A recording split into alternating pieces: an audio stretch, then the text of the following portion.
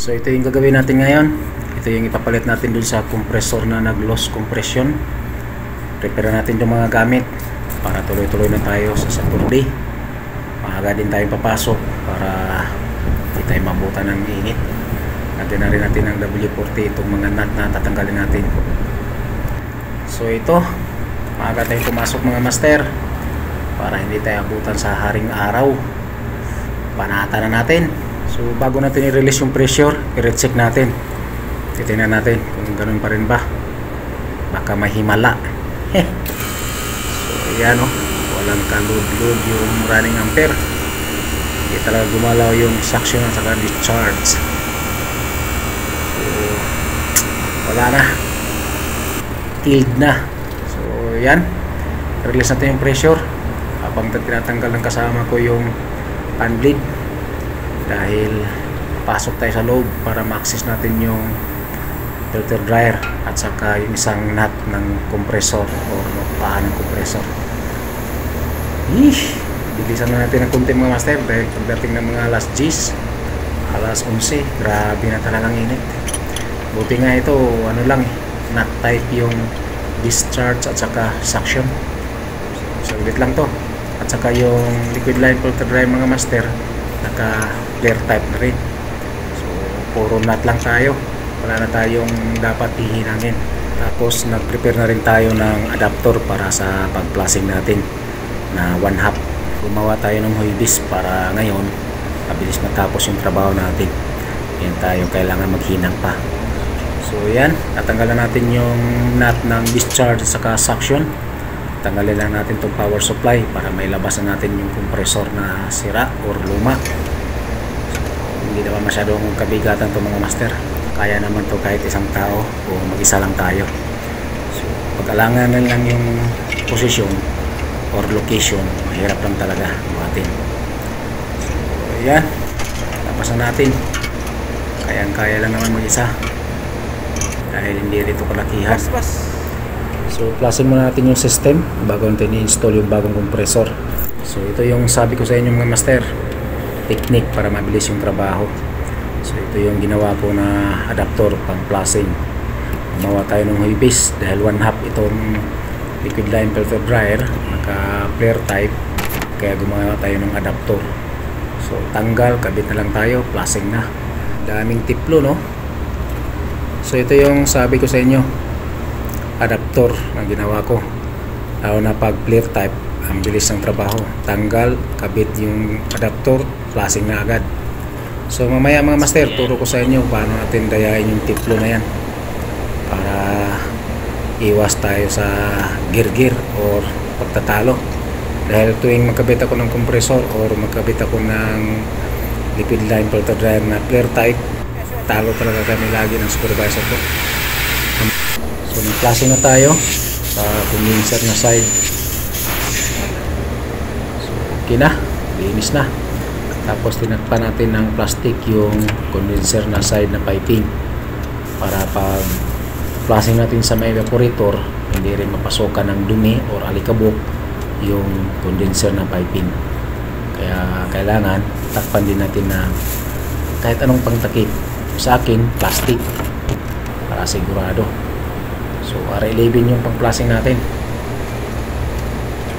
Tapos naglagay tayo ng galon para hindi tatasik. Yan, final natin. Ayan, ayos na. So takpan natin ng plastic, inisin natin itong mga oil na kalat, ang dumi oh.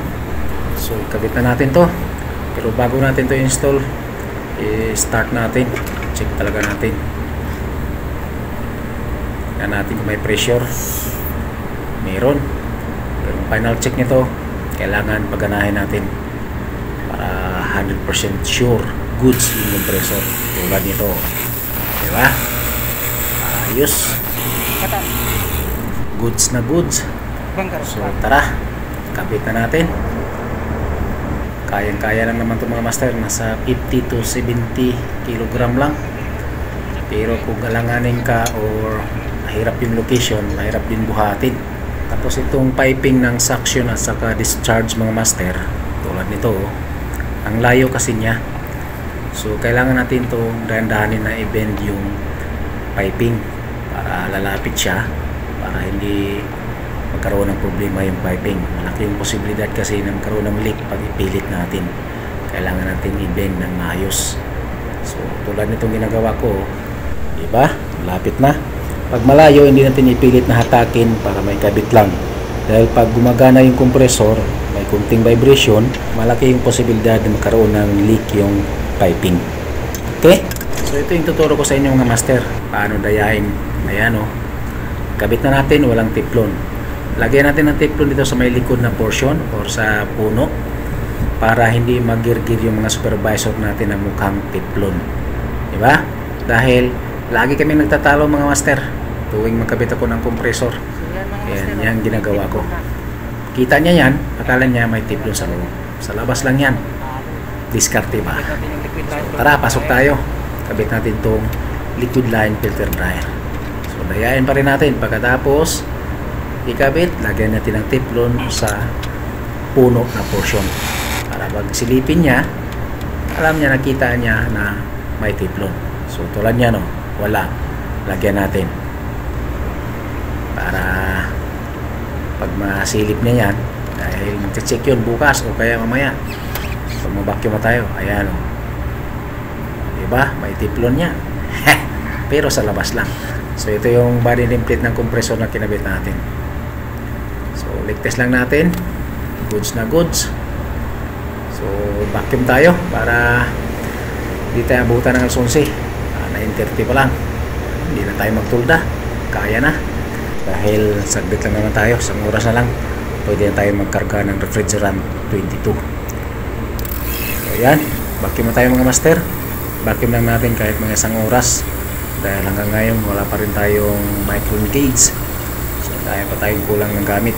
So, binilad ko sa araw yung freon para mabilis mapasok sa system pag magkarga na tayo mamaya-maya. So, ikabit lang natin itong power supply ng compressor habang nagpa-vacuum tayo. Kahit sobra yung 1 hour na pag-vacuum master, mas maganda yung sobra kaysa kukulangin tayo. Dahil kung mayroon lang sana tayong micron gauge, baka nasa 30 to 40 minutes. So, lang. Baka next month, darating na daw eh. So, karga na tayo. Karga tayo ng liquid at saka vapor. Forge muna natin yung dilaw na pipe.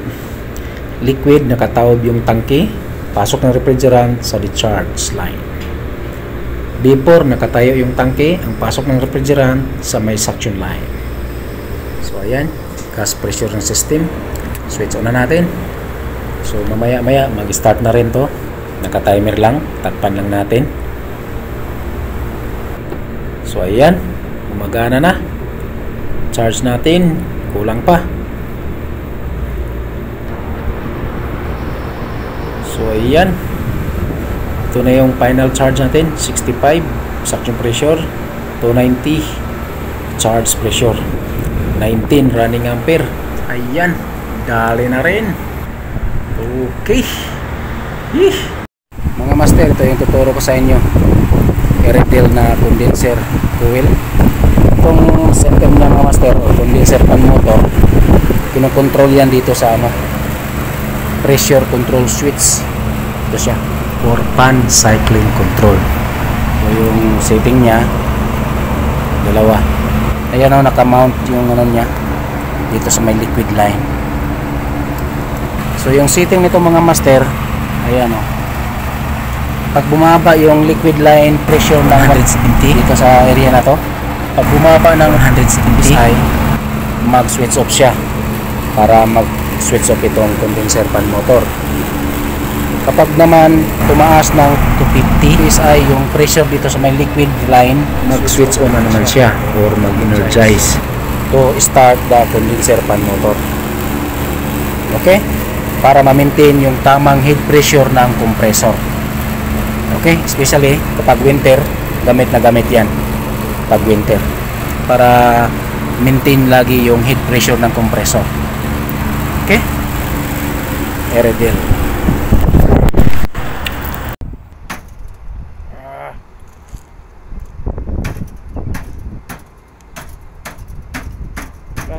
Keras screen. Clean ka. Okay. Magpalit tayo ng magnetic contactor. Ito yung papalitan natin. So ang ipapalit natin mga master, ganito. So ito, with overload. So ito na yung nire-request kong bagong magnetic contactor mga master na ipapalit ko dito sa mga unit na mga old model, dahil nga mayroong overload relay, para siguradong safe yung compressor lalo na pag magka-problema yung system natin. Okay, so yan, with overload ng mga master, 50 ampere. Okay, ngayon tama ating luloy pag si papag roasted. Naunta na po ihatag sa kauban pakbit. So naunta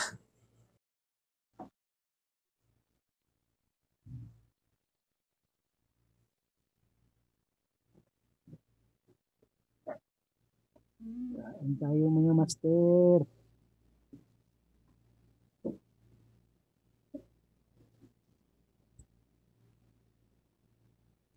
Kasama natin napagod sa pagkabit ng kompresor. Napapawin niya sa kain.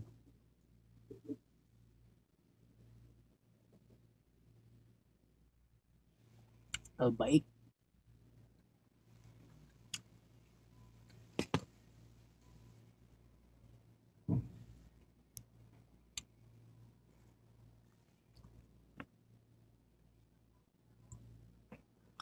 Kain.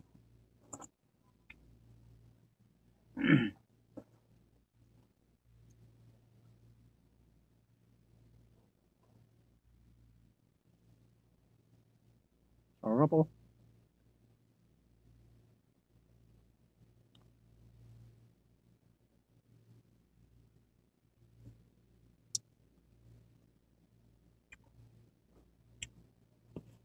Pagod.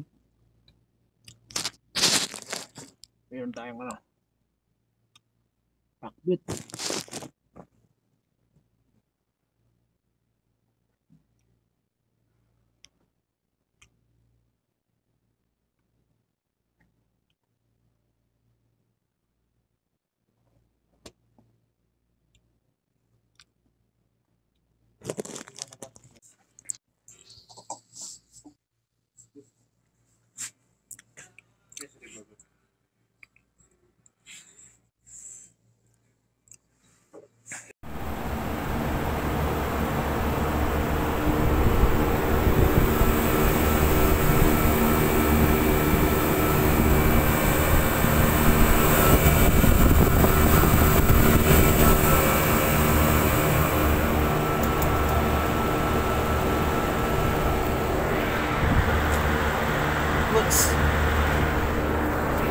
Ams maiji barid.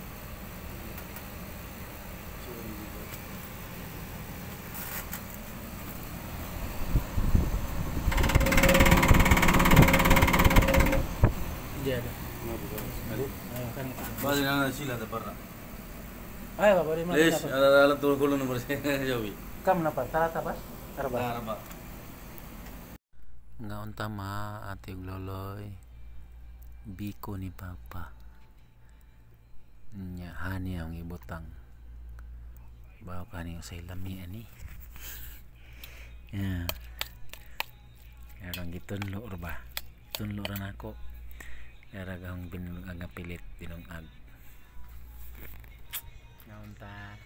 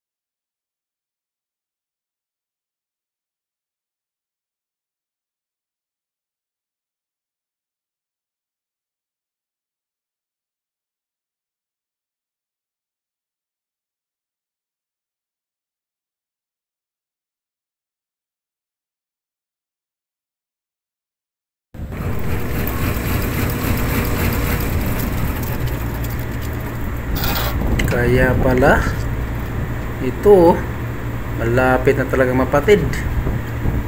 Kaya grabing ingay. Hish! Aywa. خلاص هذا Aywa. ودي بلدي ها Easy. Come. 500. Easy. Mungkin 2,000. 2,000. Mungkin 3,000. ما في 3000 ها؟ ما في رقم 3000 Anta maklum kamu? ما في معلوم بس ما يجي 3000 Ada 15. Ada awal 100. ما في ايوه هذا انا Ada anak jibo. ايوه Masalah. Come here sada. ما في هذا اول سالري وانا برقم سالري Anta mapi badi ibriden? ما في فايدة بعدين هذا ديبوك 1000 يوز وبارو سالري جي انا جيبو Mungkin 4,000. 4,000 kam easy mungkin. 1,030. 60. 1 lakh.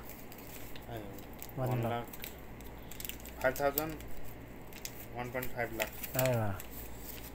Masalah. Mungkin 2,000. يجي كويس ما يجي ما في مشكلة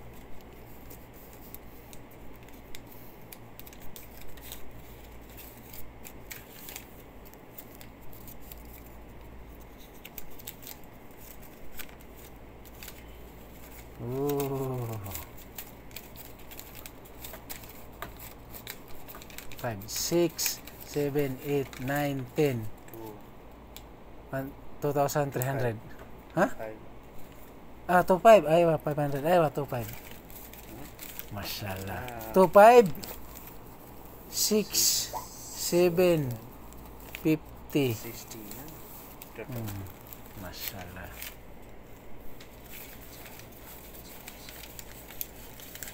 ايوه Bah. شيل ما في مشكلة Hah? 25 شيل Lah, ana sih. بعدين شيل معه بعدين انت قال Wah, kasir.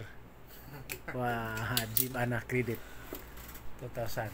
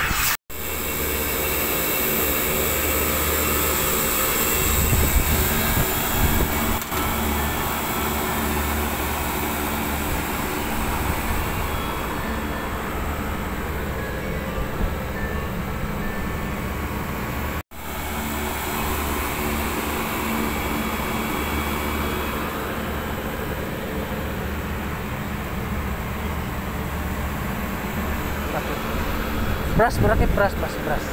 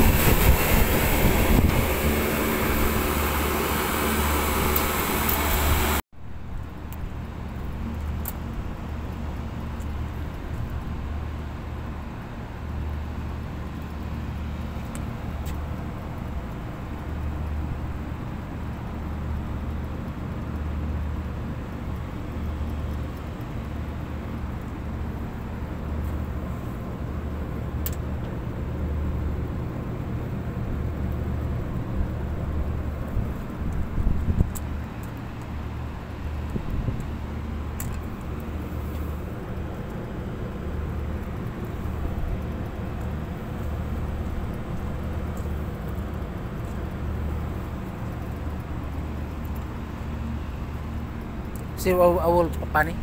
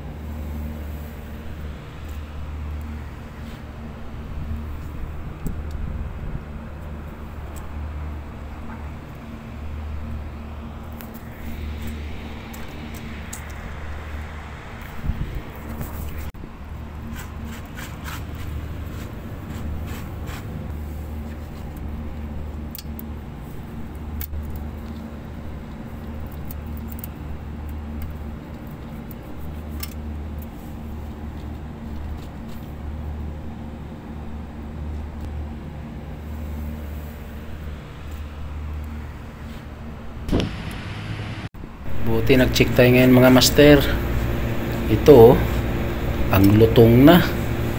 Malapit na talagang masunog. Ayan itim na yung wire. Yeesh.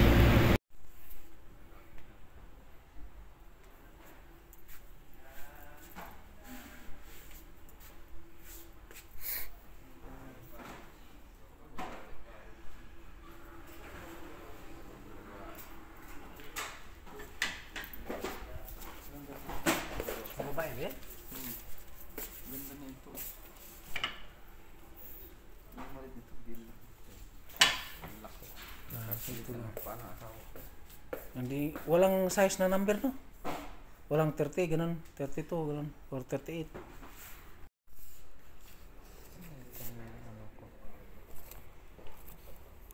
Pare, ada 5M, what na size di? 35. 5M, Euro 35, yes. ada 38, what? 7.5. City measure. City media, when? Mapira kipina, city media. This one what size? I did not know. You need the size 38, no? Yes. Okay, you no problem. Mau ni napalit ni Papa ati loloy. Pandesal with sliced bread.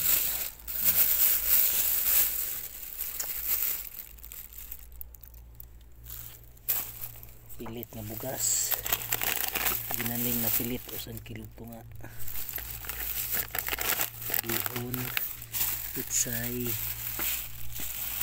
Siya isda dili kuan day papaitan ng libro sa pambabaka isda nga dagko nga i-slice na daan madiksarap kini Energen Skyflix ang ipalit kay uga na itong cheese nga parat toothbrush sabon roll on toothpaste huwag daw ka tubig palit yung Papa ron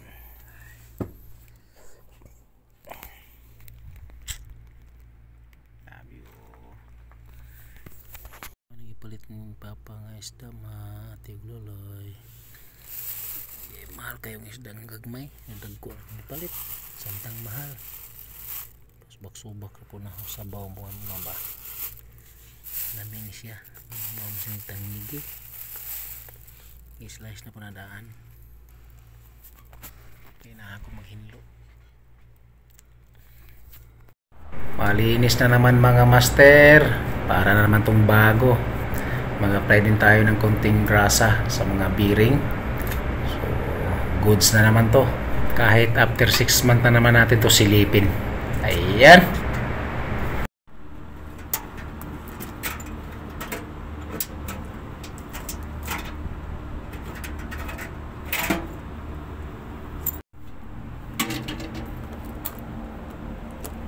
Mapisil brush. Dahil ikman.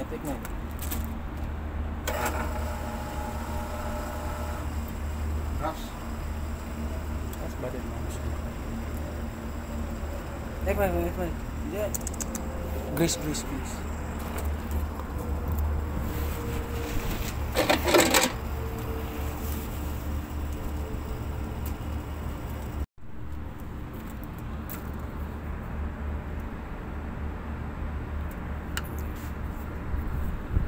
Okay.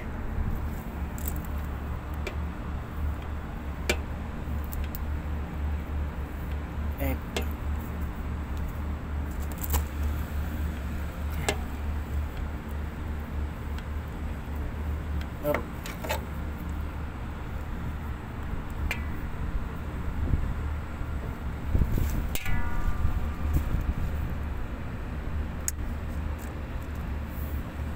एक minute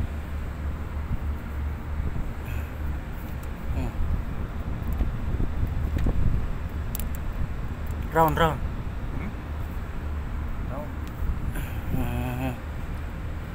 rakip bas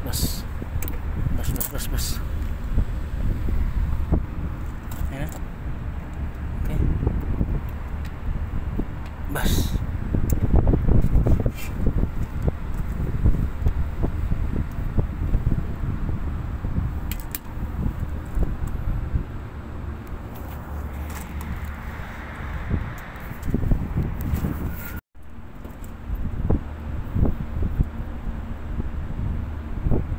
Map 16 ya. एक मिनट सही करो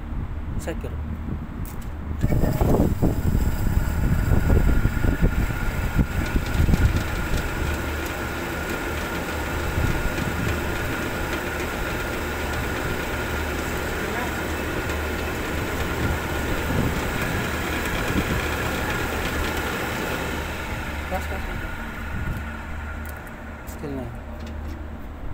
Barin since tani marara 16. Mapi 17.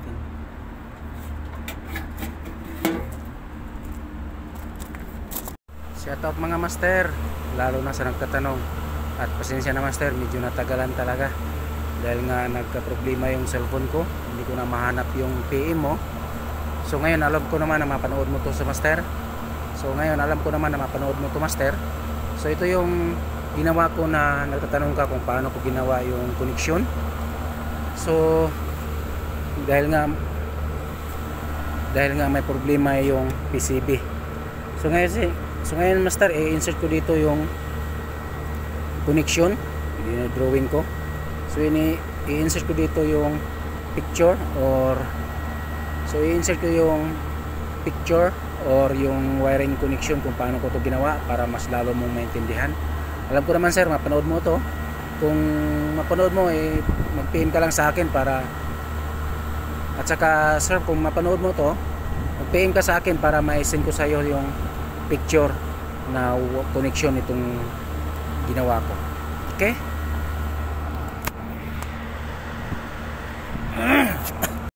Shoutout mga master, lalo na sa nagtatanong. Pasensya na master, medyo natagalan talaga dahil nga nasira yung cellphone ko. So hindi ko ma-recover yung mga old na videos. So ngayon master, alam ko mapanood mo ito. So hindi ko na rin mahanap yung PM mo sa akin dahil nga nagka-problema yung cellphone ko. So kung mapanood mo to sir, mag-PM ka sa akin para ma-send ko sa iyo yung picture or yung video kung paano ko ginawa yung connection itong ginawa kong Y1 na hindi nag-energize. Pina-energize natin gamit itong Y2. Okay? So ito yung ginawa natin mga master. So ito yun siya master, yung connection kung paano ko ginawa. Mag-PM ka sa akin para ma-send ko sa iyo itong picture. Okay? Shoutout mga master, lalo na sa nagtatanong. At pasensya na master, medyo na late talaga dahil nga nagka-problema yung cellphone ko. Hindi ko ma-recover yung lahat ng mga video at saka yung PM mo. Hindi ko na rin mahanap. Hindi na rin kita matag. So ngayon, kung mapanood mo to sir, mag-PM ka sa akin uli para ma-send ko sa iyo yung video or yung picture na ginawa ko kung paano yung connection itong nagka-problema yung Y1 tapos pina-energize natin gamit yung Y2. Yung connection nito, ito, in-insert ko para magklaro at saka para cleared, nakita nyo yung connection kung paano natin ginawa. Dinaan din natin sa safety device ng compressor. Okay? Ayan.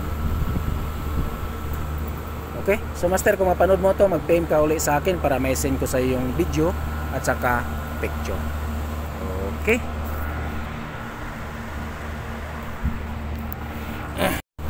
Shoutout mga master, lalo na sa nagtatanong. At pasensya na master, medyo na late talaga dahil nga nagka-problema yung cellphone ko. Hindi ko ma-recover yung lahat ng mga video at saka yung PM mo. Hindi ko na rin mahanap. Hindi na rin kita matag. So ngayon, kung mapanood mo to sir, mag-PM ka sa akin uli para ma-send ko sa iyo yung video or yung picture na ginawa ko kung paano yung connection itong nagka-problema yung Y1 tapos pina-energize natin gamit yung Y2. Yung connection nito, ito, in-insert ko para cleared, nakita nyo yung connection kung paano natin ginawa. Dinaan din natin sa safety device ng compressor. Okay? Okay, so master, kung mapanood mo to, mag-PM ka uli sa akin para may send ko sa iyo yung video at saka picture. Okay, paano dayain? Ayan, oh. Kabit na natin, walang tiplon. Lagyan natin ng tiplon dito sa may likod na portion or sa puno para hindi magirgir yung mga supervisor natin na mukhang tiplon, diba? Dahil lagi kami nagtatalo mga master tuwing magkabit ako ng compressor.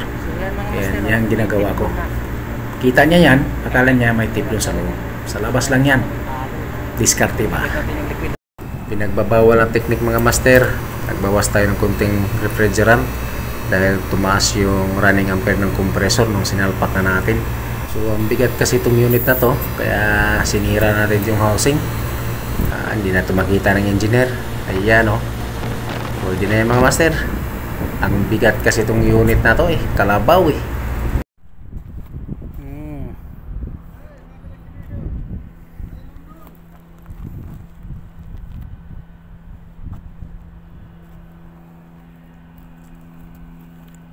Hara jadi rakip na? Pok? Let's maybe black here rakip.